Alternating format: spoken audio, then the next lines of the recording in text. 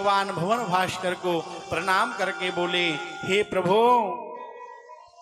तुभ्यं नमो जगत साक्षिणः ब्रूहि मे मुक्ति हेतुकं त्रच्छित्वा दूरतं सूर्य स्फुटमित्यभासतः। आप कृपा करके मेरे भाई की मुक्ति को साधन बतावें। भगवान सूर्य रुके और रुक करके कहा, गोकर्ण, तुम्हारे भाई की मुक्ति को साधन तो केवल एक है। वो क्या है? श्रीमद्भागवतान मुक्ति सप्तावचनम गुरु इति सूर्यवच सर्वे धर्म रूप तो विश्रुतम। भगवान भास्कर कहते हैं कि केवल एक ही साधन है कि तुम इन्हें भागवत श्रवण करावें। और गोकर्ण महाराज ने श्रावण मास में सुंदर मुहूर्त निकाला और निकाल करके भागवत कथा प्रारंभ की। अब प्रेत जो है वो तो हवा रूप होता है, बार बार हवा बन के आवे, मंडप पे कुछ सामान है वो उड़ा ले जाए। गोकर्ण जी बड़े परेशान। तो वहीं एक बांस का बगीचा था और गोकर्ण महाराज ने कहा, हे धुंधकारी, तू इस बांस में विराजमान हो जा। और उस बांस में उसको विराजमान किया, क्योंकि बांस पोला होता है, पोला होता है ना। और जब बांस में हवा चली जाएगी तो वो बाहर नहीं घूम सकती, वहीं ठहर जाएगी। और बांस में स्थान दिया और कथा श्रवण कराने लगी। प्रथम दिन की कथा सुनी तो बांस में जो ग्रंथि होती है ना, वो फट गई और धुंधकारी ऊपर चले गई। 7 दिन में 7 ग्रंथियों का भेदन किया। एवं सप्तदिनेश्चैवं सप्तग्रंथि भेदनम। और 7 दिन में 7 ग्रंथियों का भेदन करके और दिव्य रूप धारण कर लियो। दिव्य रूप धरो जात तुलसी दाम मंडितः। दिव्य रूप धारण करके विमान आया बैकुंठ से और धुंधकारी विमान में बैठ करके धुंधकारी की मुक्ति हुई और बैकुंठ को जाने लगे।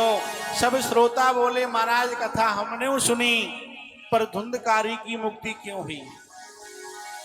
तो गोकर्ण ने कहा, धुंधकारी से पूछो। तो धुंधकारी को रोका गया, महाराज आप बताओ, आपकी मुक्ति क्यों हुई, हमारी क्यों नहीं हुई?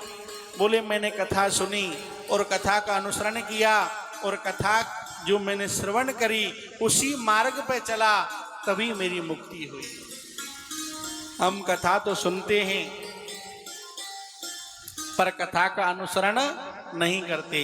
भाई कथा है रही है भागवत की, चलो सुनिया में। अब सुनने का क्या लाभ? आके बैठ गए, कोई लंबे पैर कर रहा है, कोई आड़े पैर कर रहा है, कोई वार्ता कर रहा है, कोई। कथा में बोलना सबसे बड़ा पाप है, सत्यता है ये।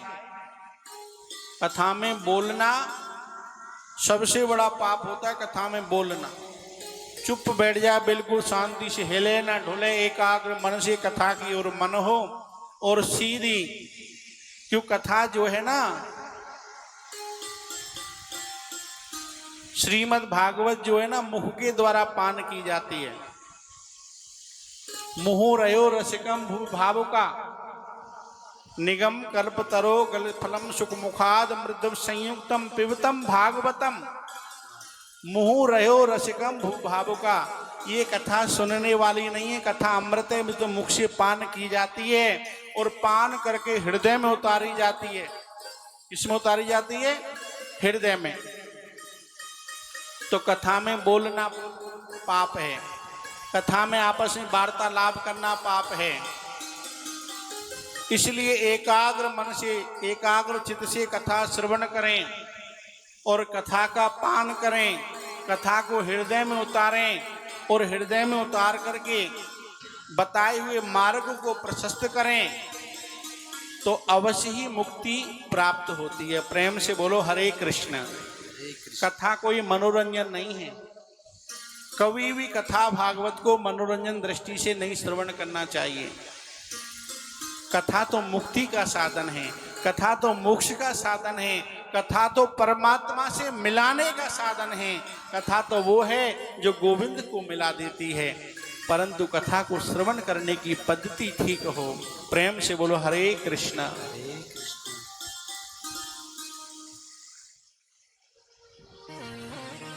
उद्धार हुआ, श्री सुखदेव जी महाराज सनक सनंदन सनत कुमार जी कहते हैं कि हे राजन, प्रेम से बोलो हरे कृष्ण। हरे कृष्ण। सनत सनंदन सनत कुमार जी कहते इस प्रकार से महान प्रेत धुंधकारी का भी भागवत श्रवण करने से उद्धार भयो। जब तुम जैसे धर्मात्माओं का उद्धार क्यों नहीं होगा? जब महान प्रेत धुंधकारी का उद्धार हो सकता है कथा श्रवण से, तो तुम तो कुछ भगवान के अच्छे ही भक्त हैं, तुम्हारा तो अवश्य ही होगा। प्रेम से बोलो हरे कृष्ण। पर देखो ऐसे काम ना चलेगा। एक व्यक्ति था, गांव में रहता था बेचारा। अब तुम्हारी स्थिति ऐसी है, तुमको बता समझा रहा हूं कि तुम कैसे हो। तुम जैसा ही एक व्यक्ति था, आप भक्त बैठे हैं ना, गांव में रहता था वो। अब गांव से किसी ने कहा भाई तू यहाँ गांव में क्या करता है, कम से कम शहर जाएगा तो तेरे ब्याह शादी है जाएगा, नौकरी चाकरी कर। तो बेचारो शहर में आएगा और शहर में आकर के सेठ के यहाँ नौकरी करने लगे। अब सेठ का काम था तेल का कोलू। प्रेम से बोलो हरे कृष्ण। कि तेल का कोलू था और उसका काम था वो लोगों को अपनी नौकरी पर रखता, मटके में तेल भरो और गांव गांव जाकर के तेल बेच करके आओ, ये काम था। सेठ जी ने कहा मैं तुझे 1000 रुपये महीना दूंगा और तेरा काम है गांव गांव जाकर के तेल बेच करके आना है। अब व्यक्ति की नौकरी लगी, अच्छी बात है, बढ़िया, बड़ी खुशी की। बोल ठीक है महाराज। अब उसने मटका भरा, सिर पर रख लियो और शहर से गांव की ओर तेल बेचने चल दियो। अब वो जावे लगे, रास्ता में तो विचार कर रहा है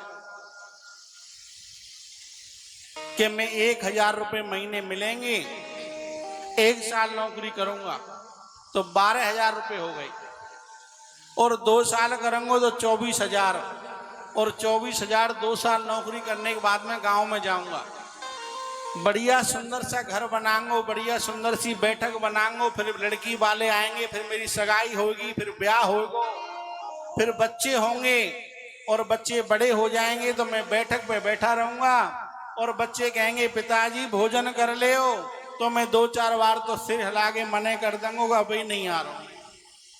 अब जैसे ही उसने सिर हिलाया तो धड़ाम से मटका ऊपर से गिर पड़े।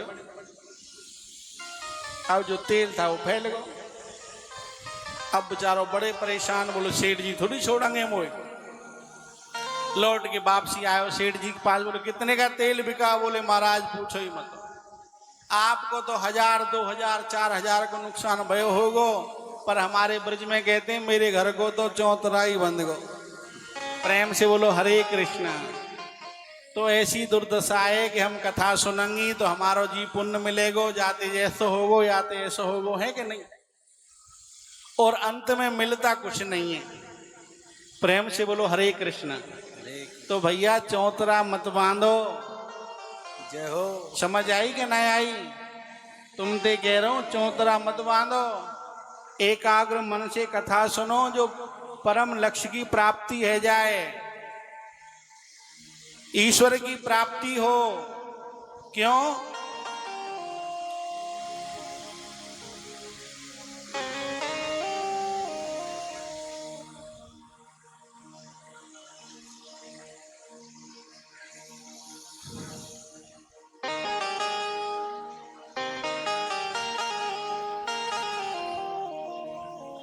प्रेम से बोलो हरे कृष्ण। हरे कृष्ण।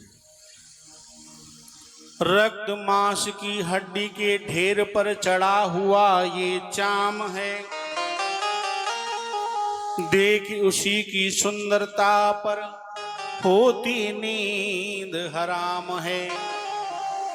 एक संत कहते थे हाड़ मांस की पेटी चाम में लपेटी, बना कोई बेटी और बना कोई बेटा और बना कोई बेटी। तो एक हाड़ मांस की चाम है, इस पर